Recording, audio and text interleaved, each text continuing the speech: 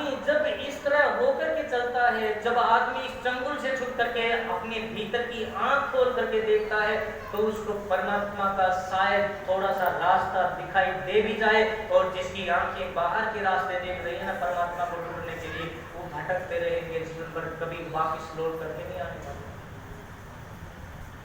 ये जो धर्म का धंधा इस धरती के ऊपर चल रहा है, ये इतना बड़ा धंधा है, सारी धरती बांट रखी है इन लोगों ने।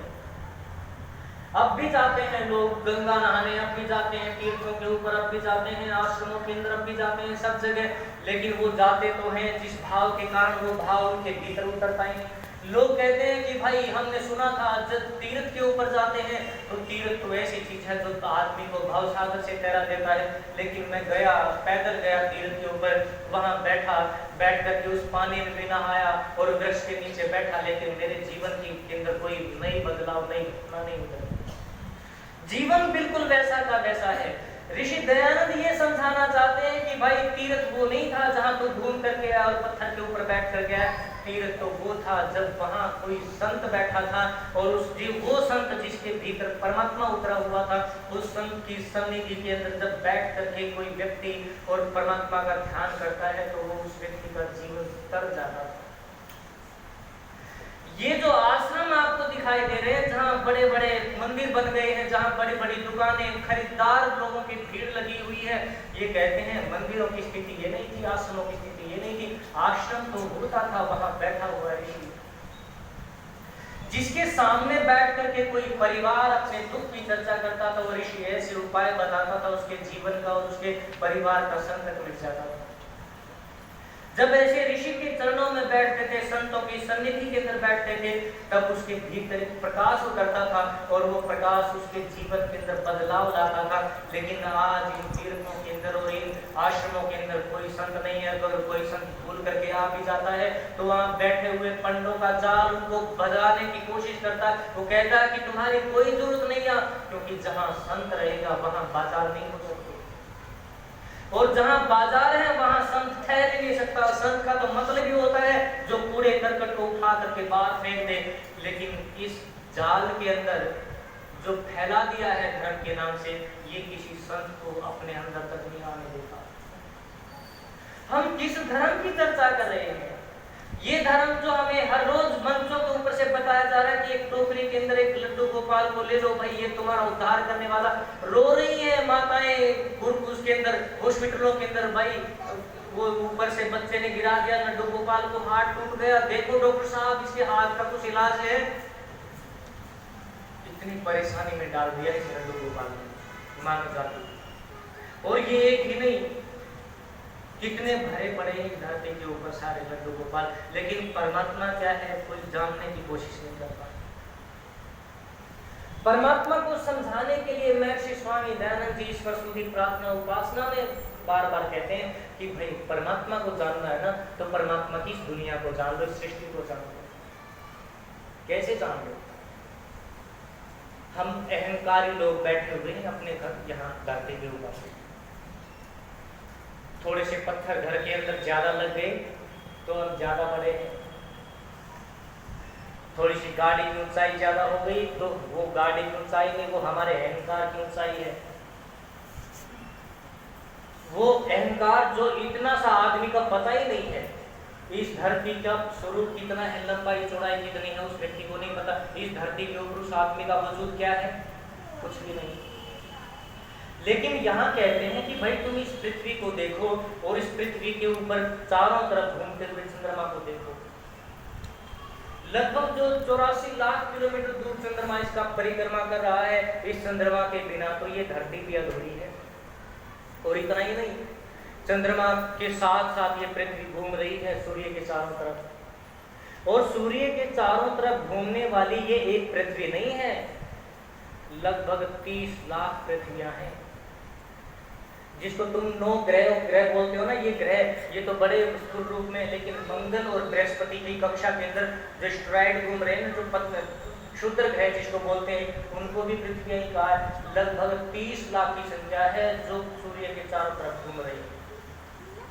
वो कहते हैं कि जब सूर्य की चर्चा हो रही हो और आदमी कहे कि नहीं मेरा वजूद, वहां अहंकार आदमी का नहीं दिख सकता। सूरज कितना बड़ा है, पृथ्वी से 14 लाख गुना बड़ा है। और 14 लाख गुना बड़ा जो सूरज है उसके सामने पृथ्वी कुछ भी नहीं, और पृथ्वी के ऊपर यह आदमी कुछ भी नहीं है। परमात्मा को देखो इसके अंदर।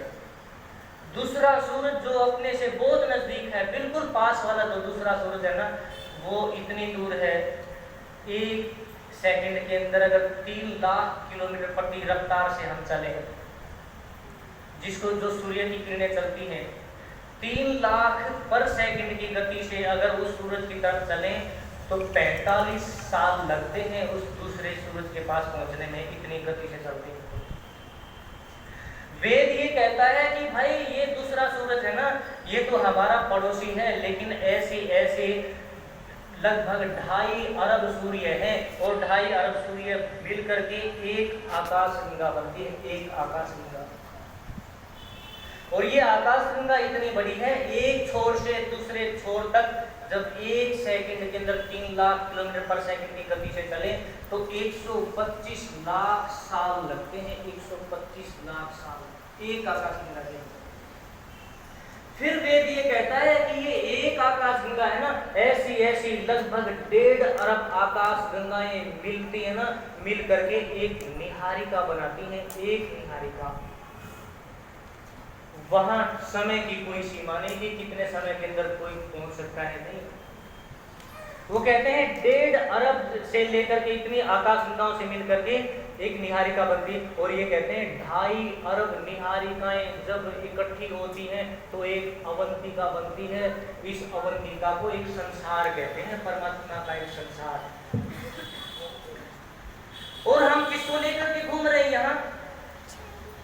क्या हम ऐसे परमात्मा को परमात्मा मानते हैं जिसने इतनी बड़ी कायनात बनाई, सृष्टि बनाई है? और वेद को ये कहता है कि पादोस्य दिवि त्रिपादस्य अमृतम। ये कहते हैं कि ये परमात्मा ने जो ये संसार बनाया ना, ऐसी जो निहारिकाएं है ना, ये एक नहीं है, ये भी अरबों हैं, जिनको हम न तो समझ सकते हैं, न जान सकते हैं, न कुछ भी। और ये कहते हैं कि ये तो परमात्मा ने ना बस एक हिस्से में दुनिया बनाई है, 3 हिस्से तो परमात्मा के खाली पड़े हैं, जिसके अंदर वो बनाता रहता है, बिगाड़ता रहता है। जिस परमात्मा के भीतर इतना सामर्थ्य है, जिस परमात्मा का इतना बड़ा स्वरूप है, और वेद कहता है हिरण्यगर्भ समवर्तताग्रे, ये कहता है कि ये संसार तो परमात्मा के गर्भ के अंदर खेल रहा है, तो परमात्मा कौन होगा? जब ऐसे परमात्मा की, जो जिसने सृष्टि की रचना की, ऐसे परमात्मा को जो महान है, ऐसे परमात्मा को जब हम छोटा स्वरूप दे देते हैं ना, जिसको हम मिट्टियों के साथ बांध देते हैं ना, जिसको हम दीवारों के साथ चुन देते हैं ना, तो वो परमात्मा झूठा परमात्मा हो जाता है, परमात्मा का अपमान हो जाता है। तो जो जिसको आप परमात्मा मान रहे हैं, क्या आपका परमात्मा वो है? अगर वो है तो आपका सत्य है, आपके पास में धर्म। फिर कहते हैं ऋषि, ये कहते हैं परमात्मा जब इस निहारिका वाले जो यूनिवर्स है, जो संसार है, इसके अंदर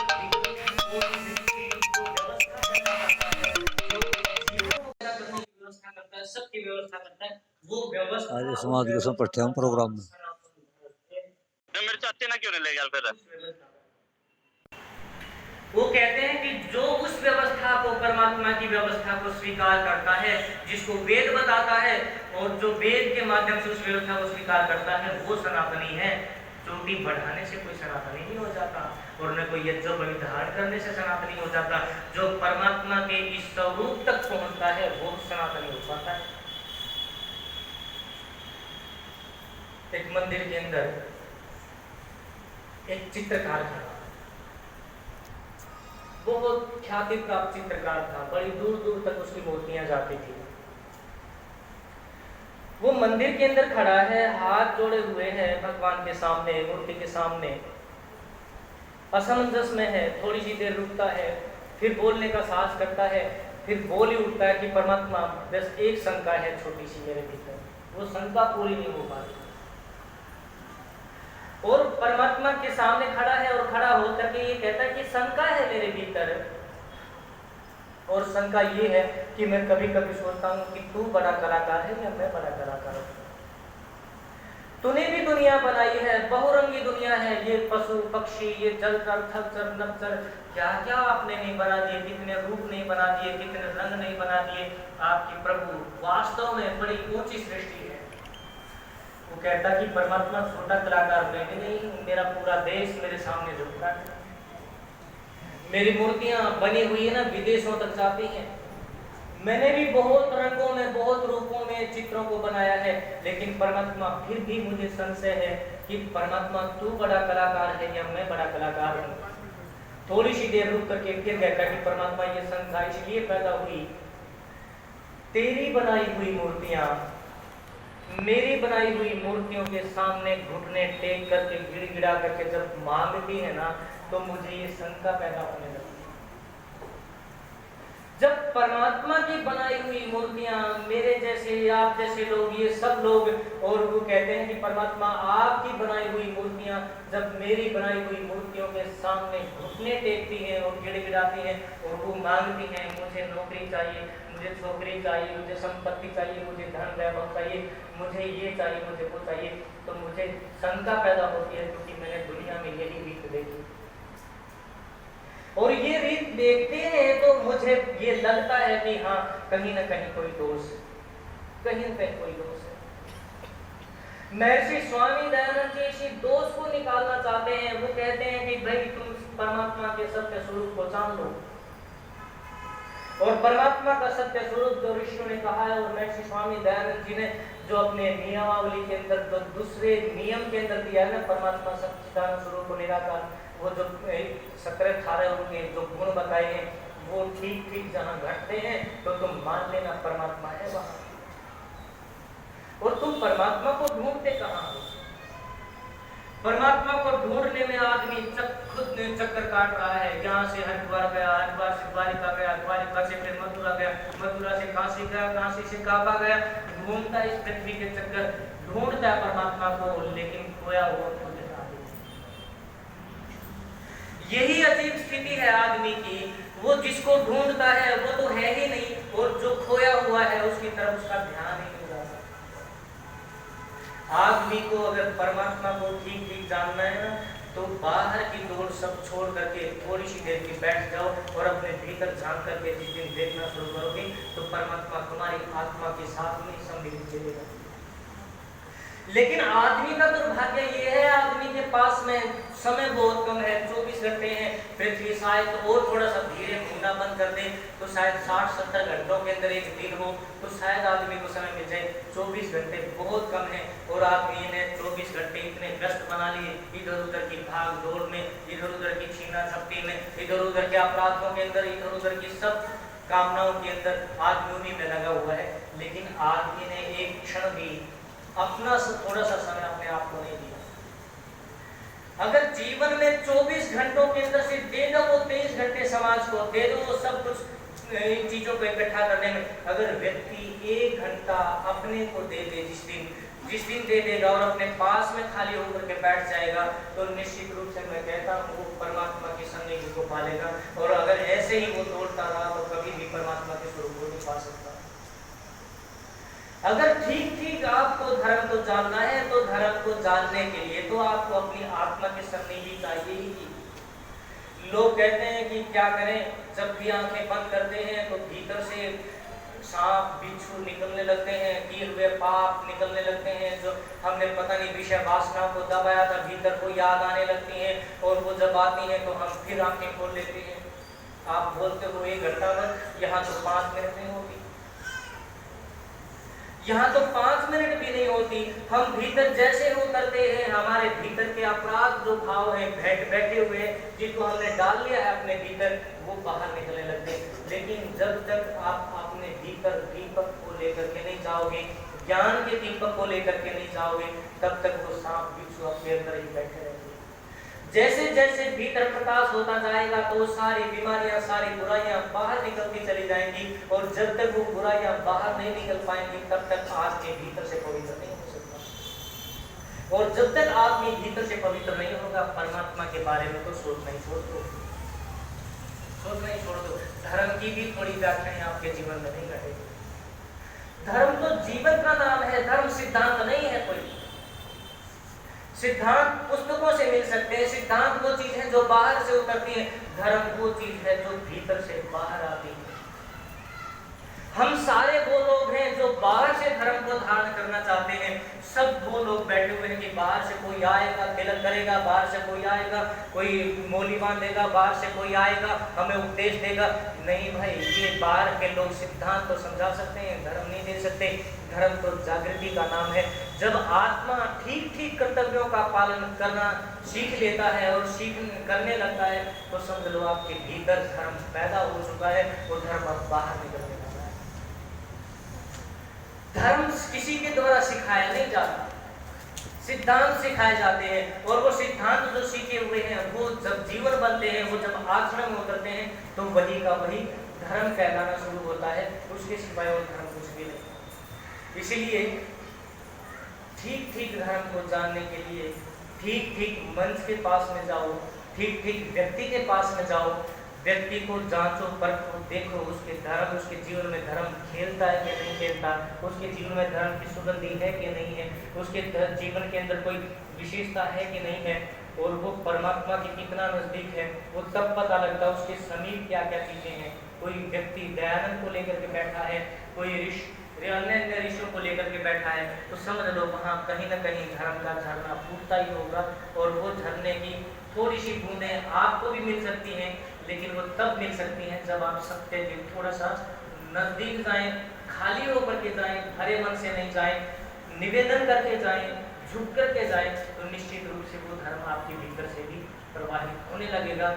और मैं तो आप लोगों से निवेदन करता हूँ, परमात्मा हमें ऐसी बुद्धि दे, ऐसा मार्ग दे जो हमें धर्म तक लेकर के चले, परमात्मा तक लेकर के चले, परमात्मा के सत्य स्वरूप को जानने वाले हम बने। ऐसी कामना के साथ मैं आप लोगों का बहुत बहुत धन्यवाद।